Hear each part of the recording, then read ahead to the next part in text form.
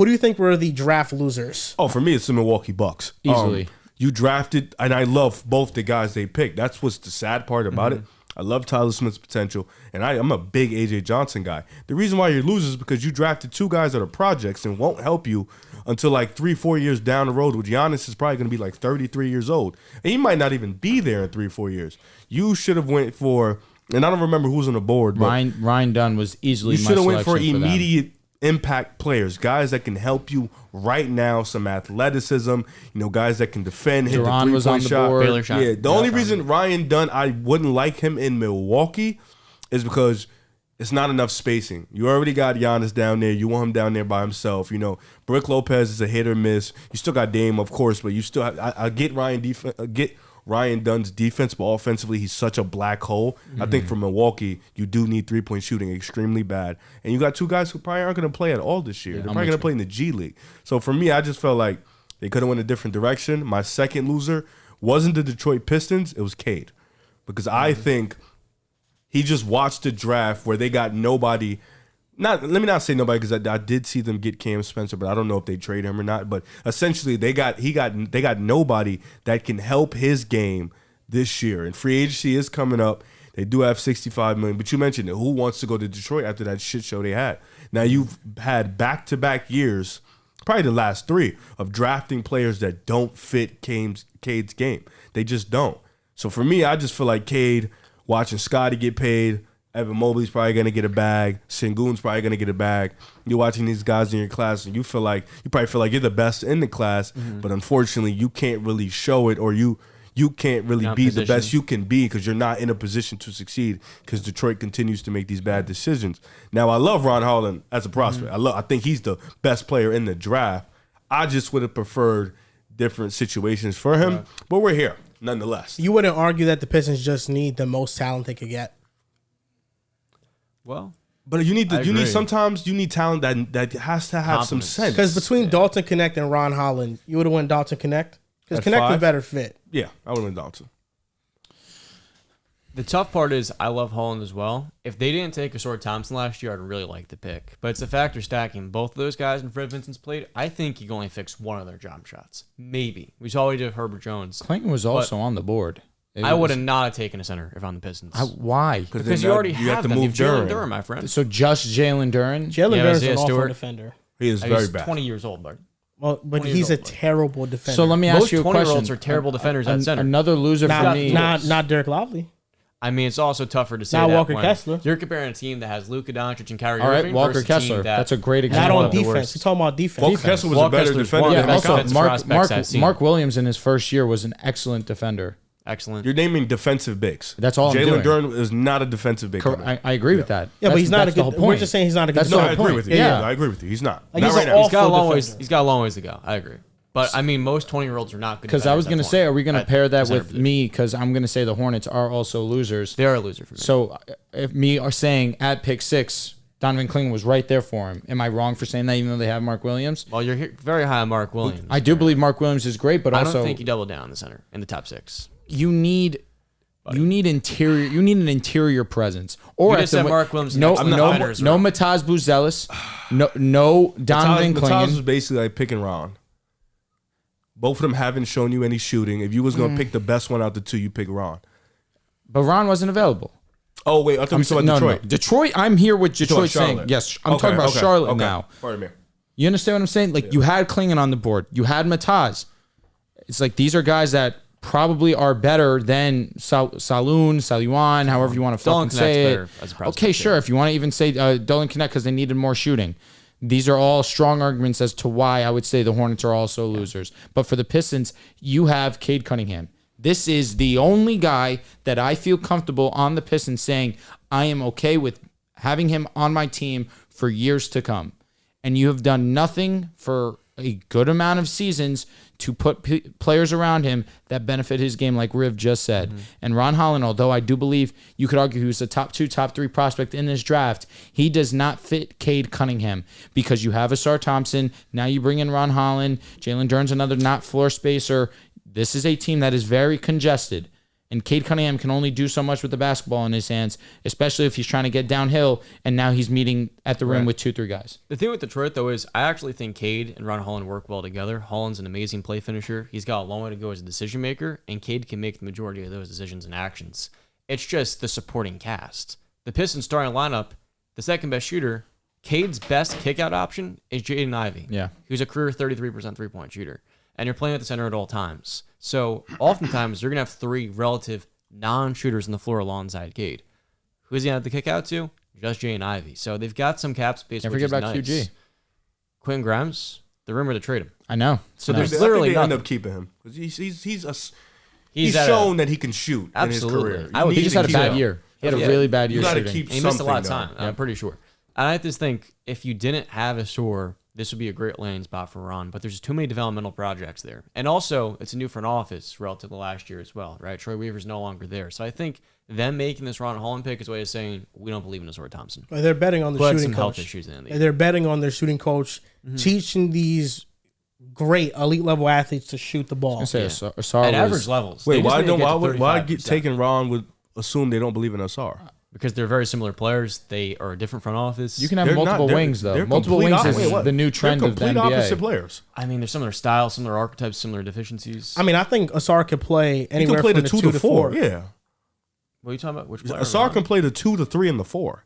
Sure, but just altogether offensively, I think their weaknesses are all. Let me say this, John, athletically, before they're very any similar. other comments made at you coming at your neck for this. It's okay to stack wings. In today's league, multiple wings is what wins you games and brings you closer to a championship. I just You don't- need 'cause some they don't have a- ready-made wins. You can't just draft But complete this is projects every single year. not necessarily. Jalen Brown was not ready immediately. It's not a team that develops players like Asar the Boston Thompson Celtics. is a bit of a Jalen Brown project, was a but project, and he ended up becoming an all-NBA Jason Tatum player. was a ready-made NBA player, and the Boston That's Celtics. different. We're comparing the Boston Celtics player development stat with the Detroit Pistons. Pretty big discrepancy. I there, agree if with you that. ask just me. I mean, don't Asar under- Thompson is a double-double guy already, though.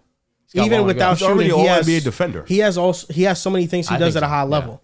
I don't know Because if- you I could don't you know. could play Cade, Ron Holland, and Asar on the same lineup. Right now, I think They're can. gonna have to.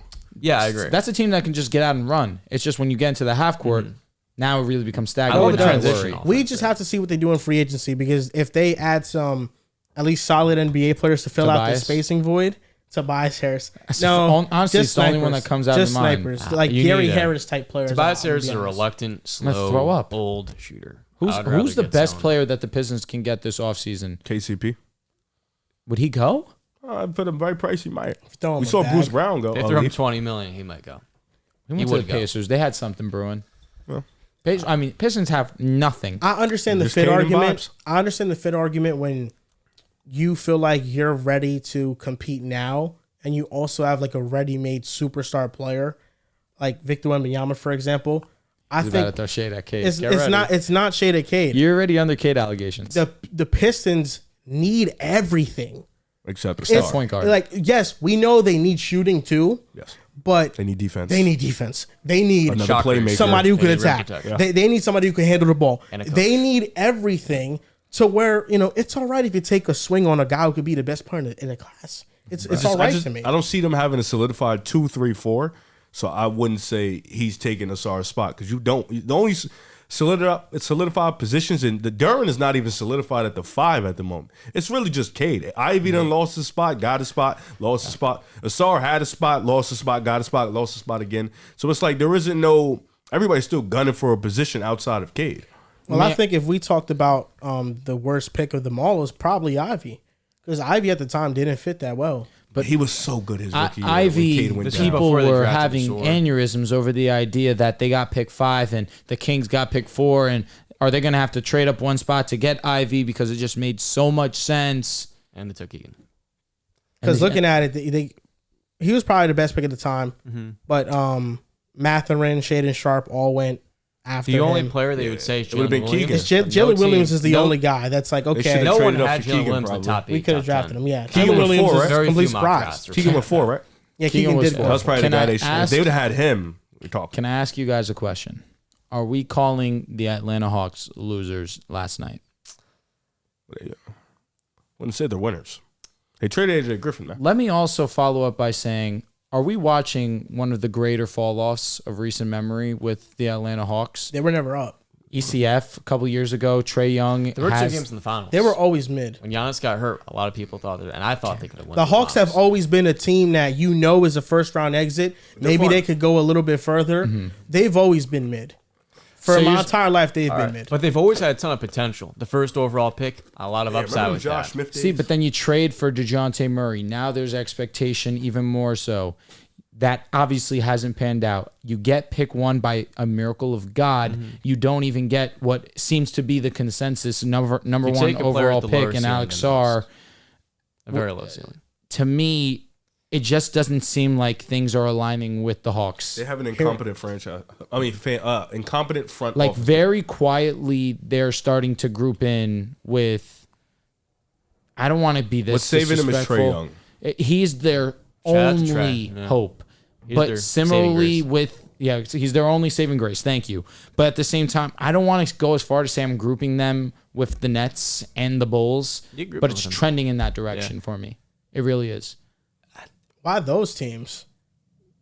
Those were teams that were middling for so long, never really made a move, sat on their hands for way too long, and we saw how it transpired. Nets are good in the clear now. They're no longer in this conversation because Sean Marks put on a masterclass a couple days ago. But the Bulls have sat in their hands so long with Zach LaVine, who really had a lot of stock or had a lot of hype around him when he was playing high-level ball.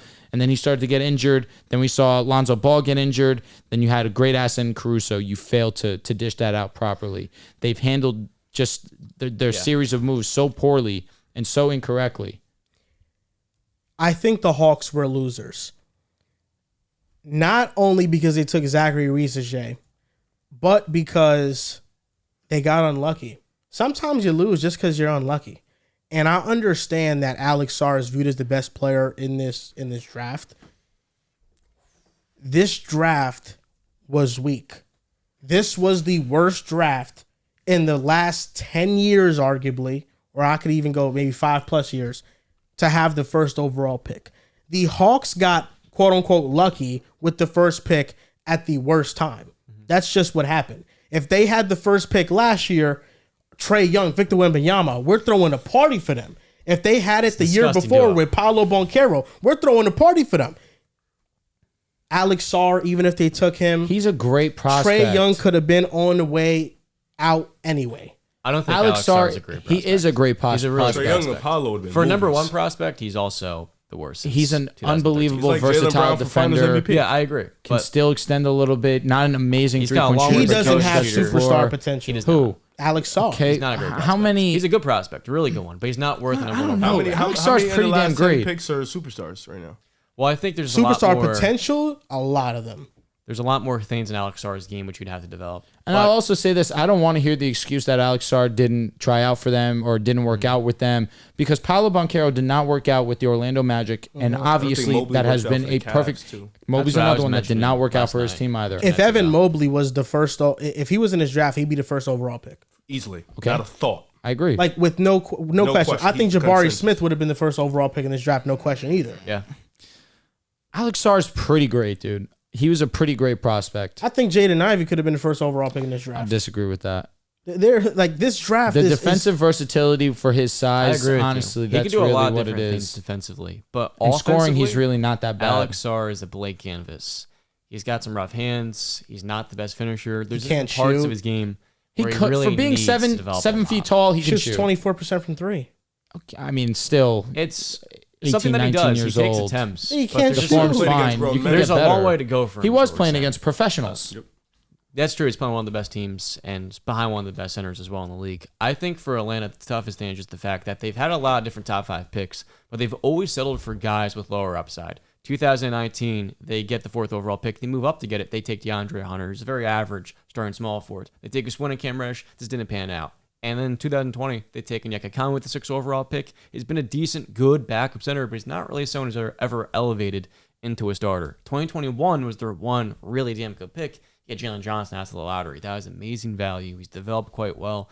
It's just tough for Atlanta because Zachary Reese-Ajay to me has a very high floor. And I think they want to get a shooter and someone that's got some pretty good defensive upside. Not the most length, but he can really move his feet on the perimeter, be an on-ball defender. Probably not the main on-ball defender, though, in a defense. Guess what? Wemby And shot over in France. Zach? No, Wemby. What did he shoot?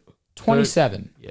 Okay. So you look at the difficulty of Victor Wembanyama's shot attempts in offense where he's getting the entire keys. He is. And the volume. All I'm it's a lot saying is different. 25 threes a game. That is a good amount. But at the same time, he wasn't this refined shooter. You just saw the form and knew that obviously. Well, he Well, could what take I'm it. saying Alex is the Sarr- And I'm fact not this- saying Sarr is Wemby. Let's clear that He's up. taking I'm spot-up just saying shots. bad stats. We still believed in the It's not an prospect. excuse, Well, though. You gotta use the this the thing. context. This the thing is that even I mean, the form is fine. It doesn't have a It's clunky, fine. janky No, jump I shot. think taking Alex catch and shoot Sarr- looks. Wemby's taking crazy pull-ups over 2 days. listen, I think Alex Sarr I don't is disagree at all. solid. He's a solid pick, right? He's not a first overall pick. There was no real bona fide first overall pick in this draft, and I think that's the point. The Hawks got the first overall pick in the worst draft to have the first overall pick. I don't know, man. I really don't think Sarr's that bad. He's Like, not, if next year- he's a really next- good prospect. He's Alex a Sarr- low level five. number 1. Alex You Sarr want to went go to the top Wizards. 5, you're He saying? wouldn't go top 5 next year. Alex Sarr went to the Wizards. The Wizards are not banking on him to be the face of their franchise. They're banking on that pick they're going to get next year to be the face. That's going to be the guy. And it doesn't matter if they pick within anywhere in the top 5. And it's if they go Cooper Flag, Ace Bailey, one of those guys Shout out are Dylan going to Harper. be the guy. Dylan Harper, they're going to be the guy. It's not going to be Alex Sarr. I don't know, man. Because this You gotta draft get is lucky, though. You got to get You lucky. do. And the Hawks, they got the first overall pick in a draft where everybody's like, it could be like 4 guys, and no guy really stands out. I think mean- that's why they're losers. And we talked about fit a lot this episode, and that's why I had the Spurs as losers too, drafting Stephon Castle. 27% on catch and shoot threes. The Spurs get a great reputation for drafting because the majority of the history has been drafting very well. Their last four first rounders, Jeremy Sohan, Malachi Branham, Blake Wesley, Josh Primo. Maybe they go 1-for-4 with Jeremy Sohan. What round was Presley?